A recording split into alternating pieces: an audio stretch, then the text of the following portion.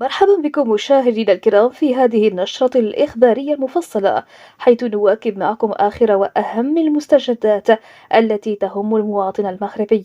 خبر عاجل ومهم يهم قطاع البوطة بالمغرب. قرار جديد يدخل حيز التنفيذ. قبل أن نبدأ لا تنسوا الإعجاب بالفيديو والاشتراك في القناة وتفعيل زر الجرس ليصلكم كل جديد فور صدوره. والآن إلى التفاصيل.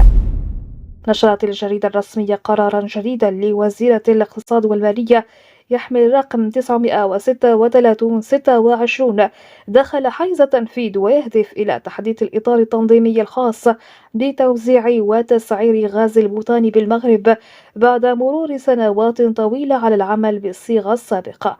ويأتي هذا القرار في إطار مراجعة شاملة للمنظومة المعتمدة سابقا بهدف إعادة تنظيم هوامش الربح ومصاريف التوزيع عبر مختلف مراحل سلسلة التوزيع.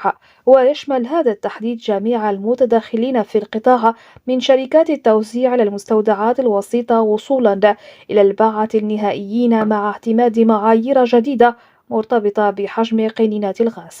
ويهدف هذا الإجراء أساسا إلى تحسين تنظيم القطاع وضبط آليات التوزيع بشكل أكثر دقة وشفافية دون أن يتضمن إعلانا مباشرا عن تغيير في السعر النهائي الذي يؤديه المستهلك. ويبقى السؤال المطروح: هل ستنعكس هذه التعديلات على الأسعار مستقبلا أم أنها مجرد عملية إعادة تنظيم داخلية للقطاع؟ إلى هنا نصل إلى نهاية هذه النشرة الإخبارية.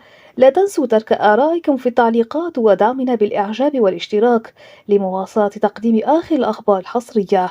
شكرا على المتابعة وإلى اللقاء.